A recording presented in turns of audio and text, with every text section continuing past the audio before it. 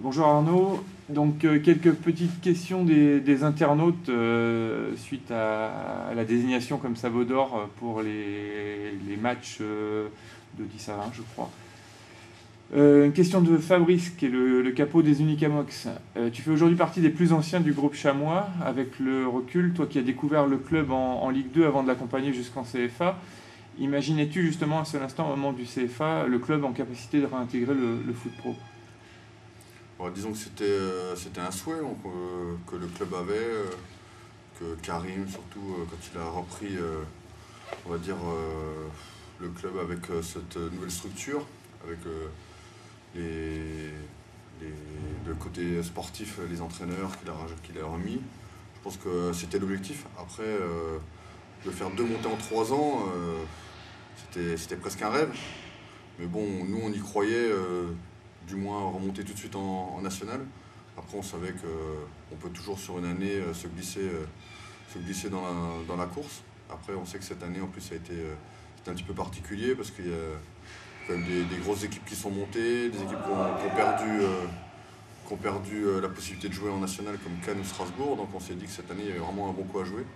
Et après, on avait déjà une bonne équipe la saison dernière avec quelques recrues vraiment bien placées. Ça nous a fait du bien, quoi. Donc oui, on y a cru, notamment au début de saison. On s'est dit qu'il y avait vraiment un coup à jouer pour réintégrer le monde professionnel. Et à ton avis, quelles erreurs le club ne doit-il pas refaire pour espérer se réinstaller durablement en Ligue 2? Ouais, ça, je sais pas trop, c'est pas ma partie. Donc je pense que là, on a vraiment une identité de jeu qui est propre au Chamois. On commence vraiment à sentir ouais, une identité sur notre jeu, et je pense qu'il faut qu'on s'appuie là-dessus. Ça part des équipes de jeunes jusqu'aux seniors, rester avec ce projet de jeu et former des joueurs Dans ce projet. dans ce projet-là. Question de Gilles78, qui te félicite tout d'abord pour le premier trophée de l'année, en attendant celui du titre de champion. Voilà. Enfin, c'est ce qu'il espère en tout cas. L'élimination en Coupe de France a été regrettable pour tout le monde, mais penses-tu que c'est un mal pour un bien afin de vous concentrer sur la montée en Ligue 2? Ouais, ça, on sait jamais vraiment, parce qu'on voit par exemple que Ajaccio qui fait un gros parcours en coupe, ça leur pose pas de problème de continuer à bien tourner en championnat. Après, ça permet aussi quand on joue tous les 3 jours, on s'entraîne un peu moins, donc des fois pas spécialement plus de fatigue, parce que bon, nous les joueurs on préfère jouer. Après, le seul problème, c'est que ouais, quand il y a des vraies blessures, là on manque des matchs, mais bon, je pense que jouer tous les 3 ou 4 jours, c'est faisable. En plus, bon, nous on fait que ça, c'est notre métier, donc après la coupe, on aurait tous aimé aller plus loin. Et être à la place des autres. Ouais, et être à la place de ceux qu'on va voir jouer, et ce soir notamment. Ouais.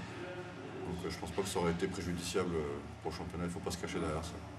Une question de Gus et Émilie. Comment définirais-tu ton rôle au sein du groupe, notamment vis-à-vis des jeunes joueurs? Bon, mon rôle, disons que je suis pas quelqu'un qui parle beaucoup, donc je suis pas vraiment une âme de leader. Après, j'essaye d'apporter un petit peu mon expérience sur le terrain et en dehors, mais bon, j'en fais pas plus que ça. Je me considère moi comme un joueur de l'équipe, pas plus qu'un autre, on va dire. Une question en plus liée aux entraîneurs que tu as côtoyés. Lequel t'a le plus marqué et pour quelle raison? Ouais, c'est compliqué. On va dire que j'ai bien aimé travailler avec Indy Berger l'année où je suis arrivé ici. Bon, c'est vrai que je sortais d'une saison compliquée à Guingamp, où je prenais plus beaucoup de plaisir, et de trouver un entraîneur proche de ses joueurs, et on sentait il appréciait ses joueurs. Ça m'avait fait du bien, et j'ai repris goût à mon métier avec lui. Toujours question de Gus et Émilie. Envisages-tu ta reconversion dans le milieu du foot? Je sais pas trop encore, après on verra. Moi je compte rester sur Niort, donc je vais pas déménager. Donc après si le club veut de moi dans un projet qui peut m'intéresser, pourquoi pas. Question de Raph. D'où tiens-tu ton jeu de tête aussi efficace? Ouais, ça, je sais pas. Bon, chacun ses qualités. Hein. Il y en a qui sont plus adroits devant le but, qui sont plus endurants, plus techniques. Bon, on va dire que ma qualité première, c'est peut-être mon jeu de tête.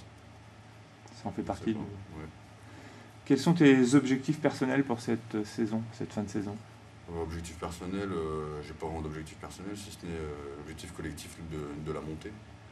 Après, j'espère jouer le plus possible, mais bon, si je dois manquer des matchs, être remplaçant et qu'on monte, il n'y aura pas de souci. Enfin, la question qu'il fallait te poser, vas-tu rester au Chamois la saison prochaine?